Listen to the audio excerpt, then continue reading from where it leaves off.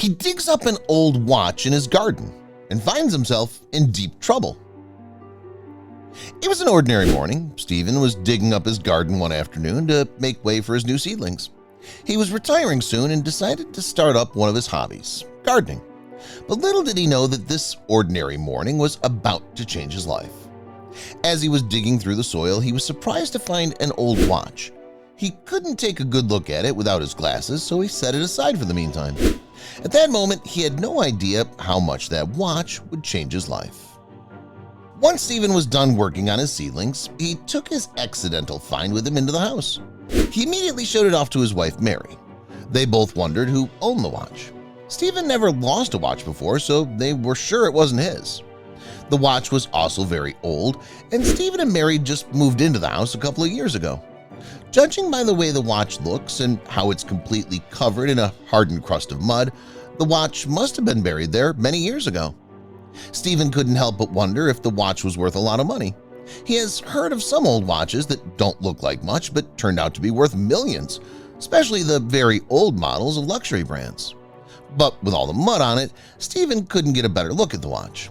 However, he could tell it was a unique model. His first instinct was to rinse the watch under the faucet and clean it. Mary immediately stopped him and told him that was a bad idea.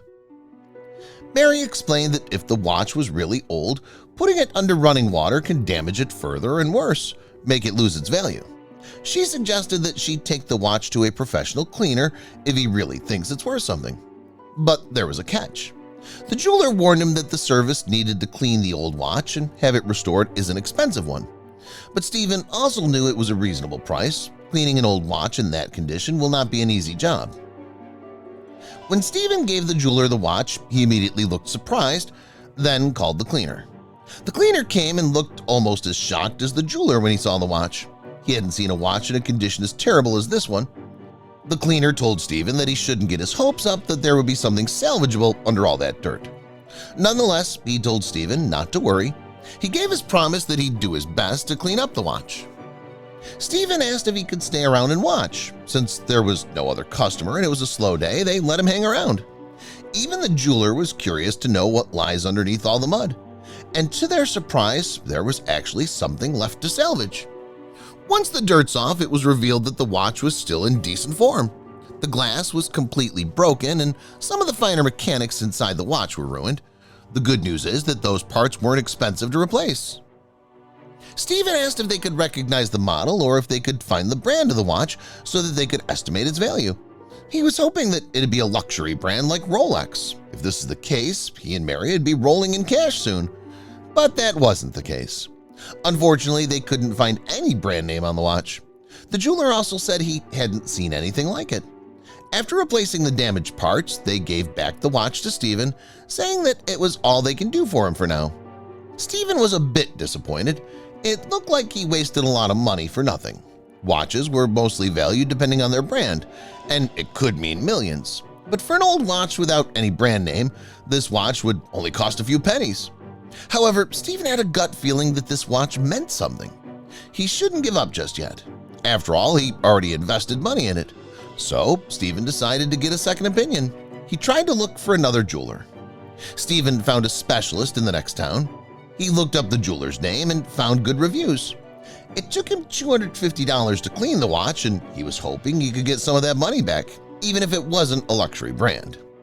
When Stephen finally arrived at the specialist shop, he found it odd that the store looked empty. Stephen tried the door and found that it wasn't locked. As Stephen was taking a look around, something in the wall caught his eye. It was a black and white framed picture of an old man. Stephen couldn't identify the person, but he was sure that the watch on his arm was the same as the watch that he found in his backyard. Stephen grabbed the watch from his pocket. It was exactly the same. The first jeweler couldn't find anything like it, but here it was, clearly on the man's wrist. Stephen quickly took a picture of the framed photograph on the wall. Stephen tried to call out for any of the staff, but nobody responded. Stephen decided to leave. Stephen was able to get home in time for dinner. When Mary asked him about the watch, he made a white lie and told her it was still at the jeweler's and that they needed more time to clean it. He needed more time to figure out the value of the watch. After dinner, Stephen tried to do some research online. He didn't know where to start and spent hours on his phone but got no results. And just when he was about to give up, he gets a call from an unknown number. It turned out it was the specialist that he tried to visit earlier. Stephen wondered how he got his number and then remembered that he was the one who called him first earlier. The specialist asked Stephen if he was in the store earlier. Stephen hesitated to answer. The specialist said he knew he dropped by when he watched the security footage, but then things got weird. Of all the questions he had to ask, the specialist asked why he took a picture of the framed photograph. Stephen was disturbed by this line of questioning, so he hung up. Stephen needed to gather his thoughts. He shut off his phone in a panic so that the specialist won't be able to call him back. He tried to connect the dots, but everything didn't make sense. Was he in trouble? Did it have something to do with the watch? Should he get rid of it instead? When he woke up the next morning, what happened the other day was still bothering him. Stephen decided to go out for a walk to clear his thoughts. Stephen turned his phone on again in case Mary would need him while he was out. It only took a few minutes to get another call from the specialist. The specialist immediately reassured Stephen that he had no bad intentions. He asked him if he would drop by the store again. After all, he was looking for a specialist for something. Stephen decides to take the risk and told him he could get there in less than an hour. Stephen thought that it was best to deal with everything right away. When Stephen got to the specialist, he showed the watch and told him he took a picture of the framed photograph because they looked the same. The specialist compared the watch to the one in the picture. He fell silent for a while. He then told Stephen that it was best to leave the watch with him for now, for the safety of everyone. Stephen immediately thought of Mary, who was all alone at home. But since when did owning an old watch become a matter of life or death? The specialist offered no further explanation. He took the watch away and promised he'd keep in touch when he gets more details about it. Stephen was suspicious, but he followed the advice of the specialist for now. He decided that he would return for the watch once he was sure that Mary was safe. He quickly made the drive back home. When he entered his house, he immediately sits his wife down and tells her everything.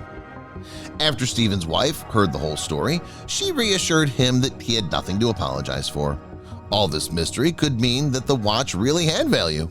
Stephen had to agree, but he also didn't know what to do next.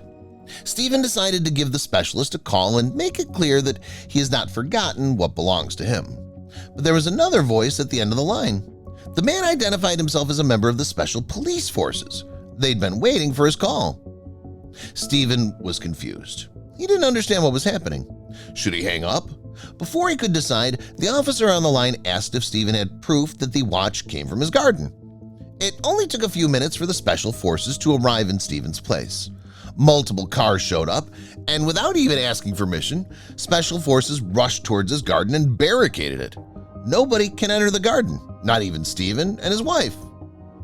The leader and two other officers asked if they could talk to Stephen and his wife in the living room.